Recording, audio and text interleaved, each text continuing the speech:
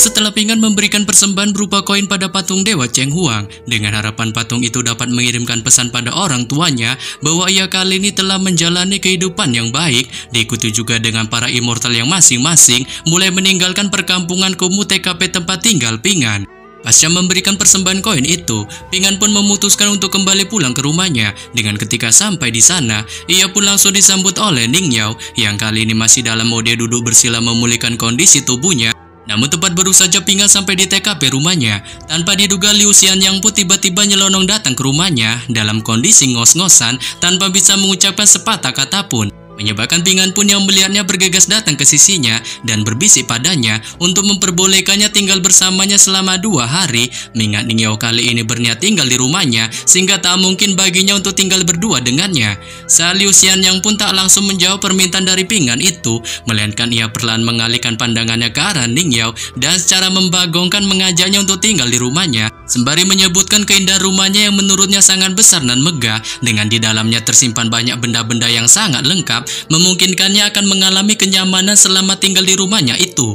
Tetapi di sini Ning Yao pun menolak mentah-mentah ajakan dari Liu Xianyang itu, sembari secara ilfil memalingkan mukanya dari hadapan pemuda kocak itu, menyebabkan Liu Xianyang pun yang melihatnya tak menunjukkan rasa menyerahnya sedikit pun untuk melontarkan ajakannya ini pada Ning Yao. Saat dia terus memamerkan kemewahan rumahnya itu yang bakal menyimpan banyak harta leluhurnya, dengan kali ini sedang diperebutkan oleh para immortal yang sangat sekali ingin memilikinya. Tetapi demikian tak peduli apapun yang disebutkan Liu Xianyang mengenai kediaman rumahnya itu, bahkan sekalipun ada studio koro-koro di rumahnya, Ning Yao pun tetap saja menolak ajakan itu, sehingga membuat Liu Xianyang pun pada akhirnya menyerah, dengan kemudian ia mengalihkan tatapannya ke arah Pingan dan menanyakan padanya mengenai apa sebenarnya yang terjadi. Saat Pingan pun tak menjawab sepatah kata pun pertanyaan dari Liu Xianyang itu, mengingat ia belum memberikan kejelasan sedikit pun atas permintaannya sebelumnya yang berniat ingin tinggal serumah dengannya, sehingga membuatnya pun berjanji akan memberitahukan hal ini jika ia sudah memberikan kepastiannya akan permintaannya itu.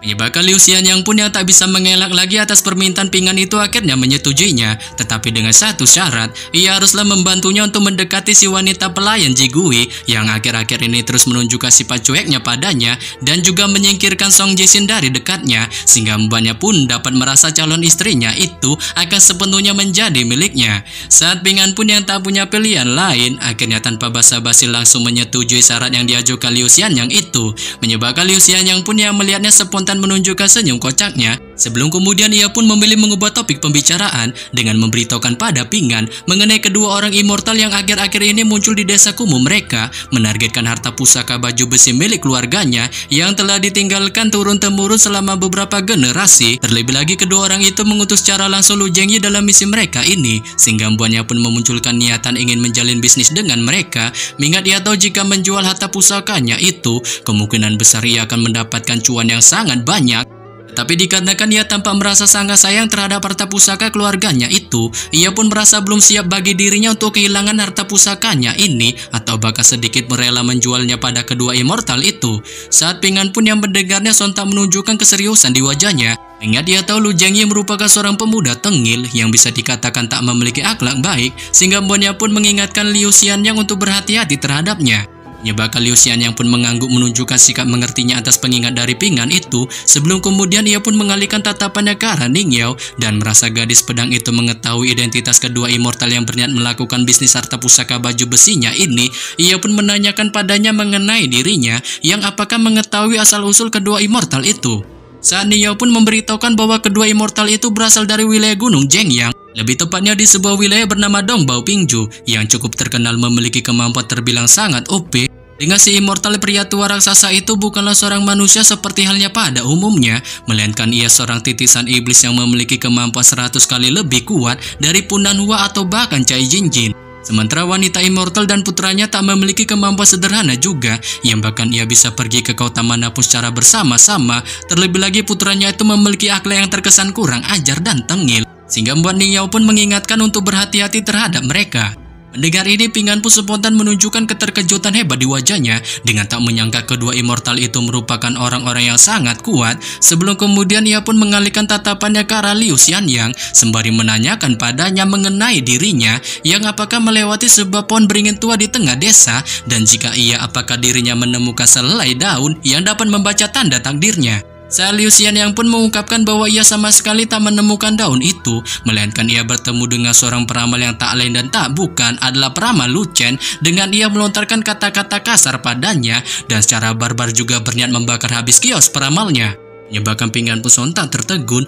dengan tak menyangka Liu Xianyang akan melakukan tindakan sebarbar itu pada seorang peramal yang telah menyelamatkan nyawa dari Ning Yao. Oleh sebab itu merasa tak enakan pada sang gadis pedang itu akibat ulah barbar yang dilakukan Liu Xianyang. Ping An pun menanyakan pada Ning Yao mengenai dirinya yang apakah bersedia menerima 2 kantong koin emas sebagai ganti rugi dari tindakan Liu Xianyang mengganggu Lu Chen, si pria peramal yang waktu itu telah menyelamatkan nyawanya. Saat Ning Yao pun dengan senang hati menerima tawaran itu, tetapi demikian ia pun meminta tambahan koin emas itu menjadi 2 orang 2 kantong koin emas dan juga mengingatkan Ping An untuk menyarankan Liu Xianyang agar tak membuat kekacauan lagi. Menyebabkan Ping An pun secara polosnya segera menyetujuinya dan tanpa basa-basi menyerahkan kantong koin emas itu pada Ning Yao.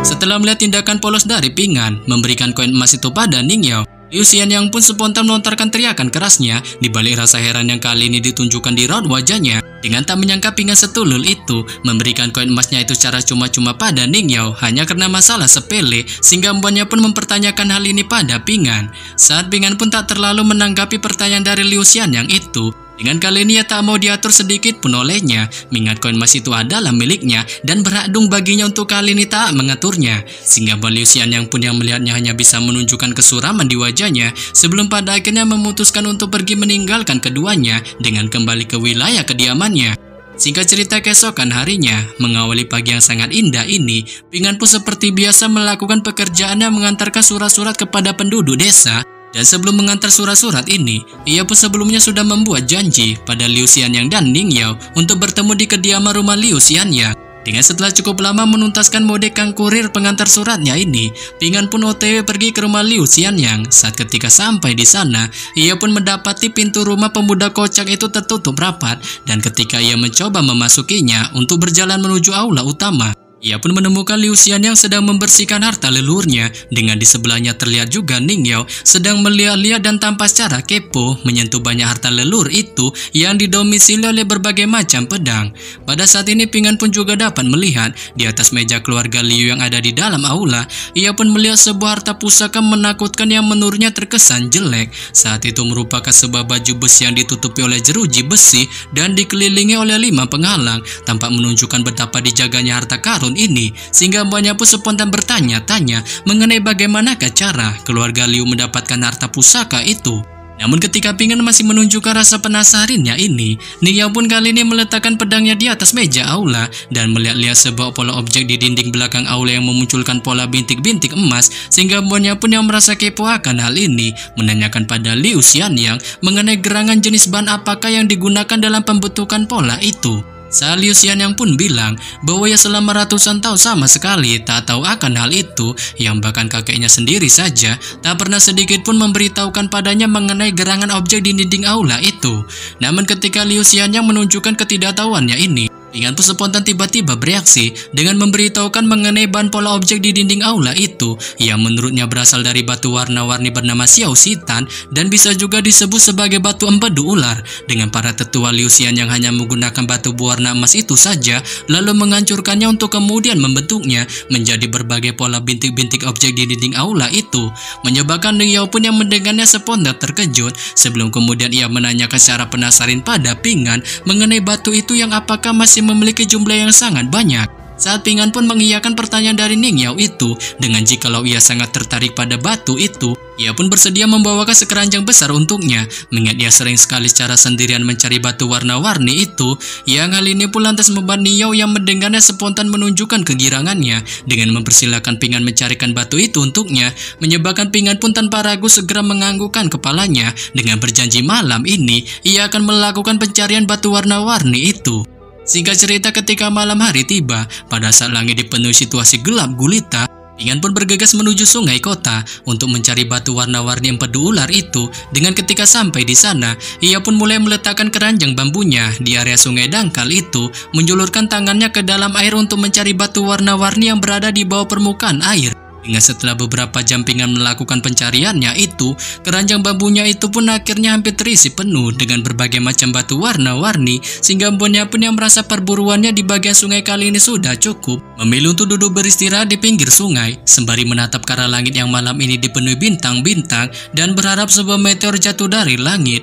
Dengan hal ini diperuntukkannya untuk melontarkan sebuah harapan di malam yang hening ini. Setelah cukup lama menunjukkan mode istirahatnya ini, ia pun mengkanjutkan lagi perburuan batu warna-warninya itu. Dengan kali ini ia berjalan pergi menuju bagian sungai berikutnya yang ternyata merupakan TKP sungai yang dahulu sering dijadikannya taman bermain bersama Guyu dan Liu Xianyang, sehingga Mbonnya pun tiba-tiba spontan teringat akan dejavu nostalgia itu. Namun ketika Pingan masih memikirkan dejavu kenangan indah ini, ia pun tiba-tiba menghentikan langkah kakinya di balik raut wajah tertegunnya, dikarenakan pada saat ini tak jauh dari hadapannya ia terheran-heran melihat seorang gadis sedang duduk santuy seorang diri di tebing batu biru sungai sembari mengunyah beberapa makanan yang dibawanya, sehingga buat Pingan pun tampak sangat tertarik pada makanan itu mengingat kondisinya yang kali ini sangat kelaparan. Tetapi demikian ia pun tak berniat mengganggunya sebab ia takut mengganggu kondisi seseorang yang sedang makan, melainkan ia perlahan berjalan dari sisi TKP gadis itu sembari melontarkan niatannya yang sama sekali tak ingin mengganggunya,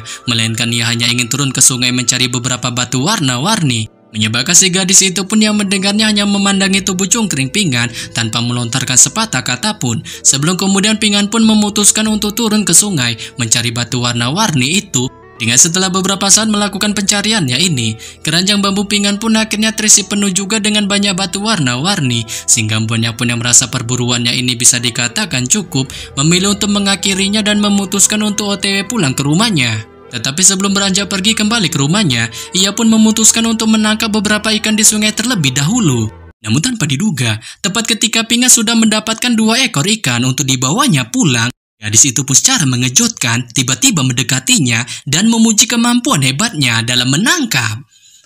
ikan.